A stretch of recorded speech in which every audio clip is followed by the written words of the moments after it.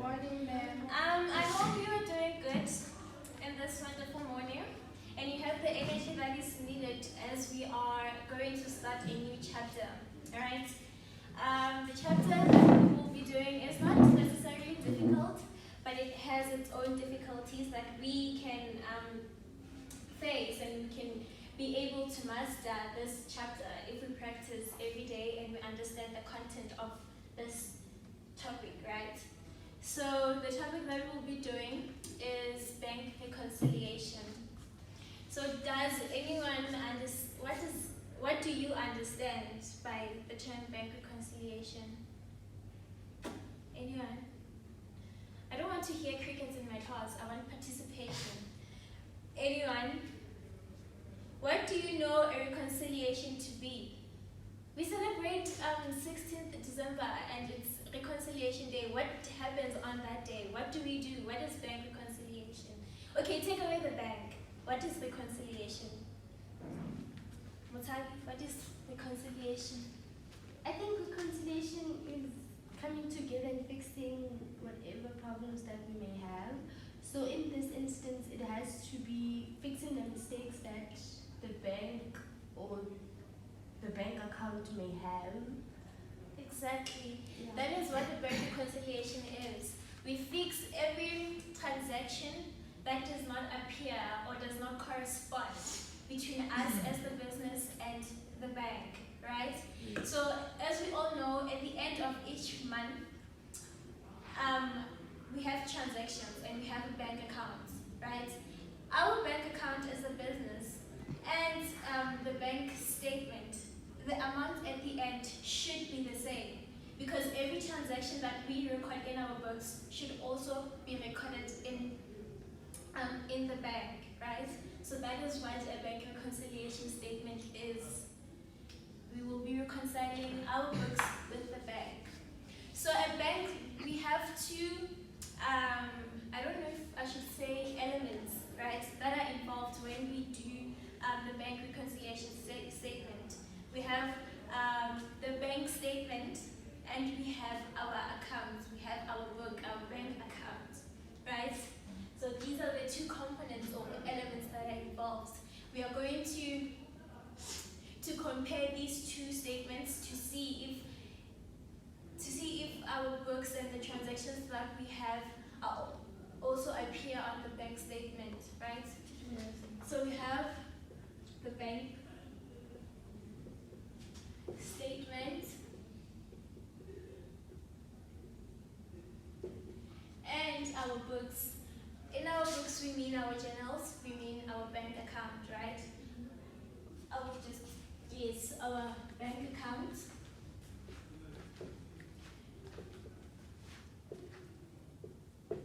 And our journals. So, we compare the bank, like I said, we compare our bank statement with our bank account and journals to see if the transactions are the same. That way we can reach the same amount at the end of each month, right? But we know that this is not going to be the case. Every month, our books and the bank statement are not going to reconcile because we have omissions made by us, we have omissions made by the bank. We have time differences. What I mean by time differences, I mean there can be a deposit made to us on the 31st of March, right? And we are preparing a bank reconciliation. Like we receive. Sorry, I'll come back to you. We receive our bank statement at the 31st. So obviously that transaction will not appear on the bank statement. So a bank reconciliation statement is an extension of that bank statement. We are asking the bank to put all the transactions that they do not put, and all the errors that are made by us will be fixed by us in our books. Yes, sir. So, ma'am, I want to ask you a question. You said the bank account, the balance at the end should correspond with the one from the statement. Bank statement, yes. So I'm asking, like, what do we do when they don't correspond? Is it always the case that they will correspond, or sometimes they will not? They will, like I said, it is impossible for the bank statement and our books to always correspond at the end of each month because we have omissions. By omissions, I mean we can make a mistake in our books and record an amount, either overstating it or understating it. Okay. Maybe recording it as 920 when it is 290. You see, those are the omissions that I'm talking about. We can have time differences. By time differences, I mean there's a deposit made on the 31st of the end of each of that month that we are going to be reconciling, and in the bank statement it will not appear because we receive our bank statement on the 31st. Do you get me? Okay. Yes, ma'am. I was answering them to add on what you're saying. Please. The reason I think one of the reasons why we have to do the bank reconciliation is that there are some services that we pay to the bank virtually that we do not know all about, like book handling fee, Service like fee. overdraft, because it's not always the case where we would find that a business would always have money in the account. But what the bank does is it allows the business to use money that is not even there. That's a bank overdraft. So they charge on that. So it's not something that we record in our books.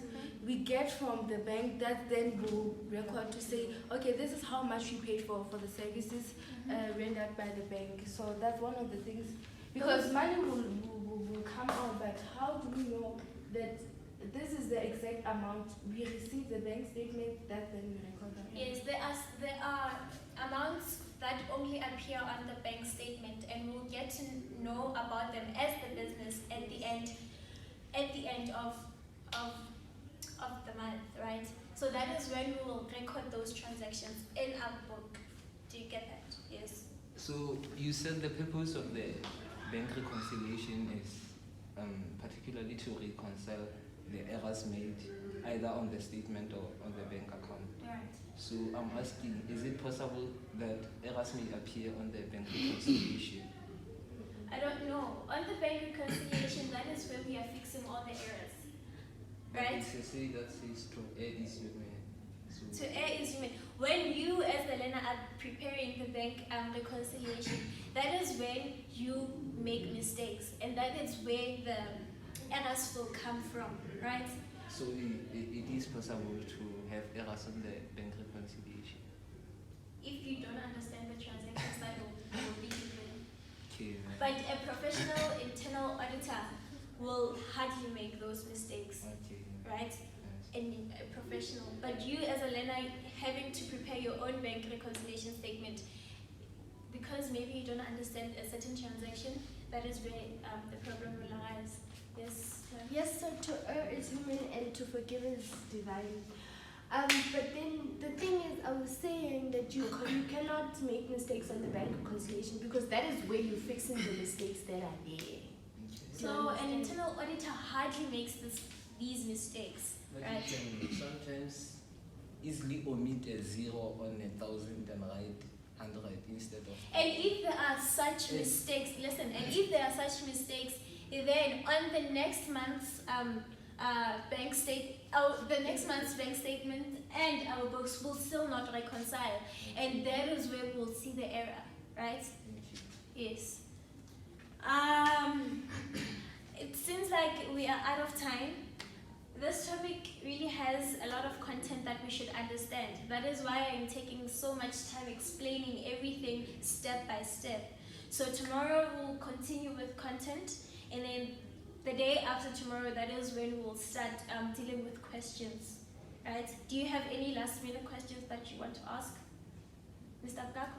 No. Ma'am? No. Anyone? Nothing? Okay. Enjoy the rest of your day, and I will see you tomorrow. I press the red button. Thank you.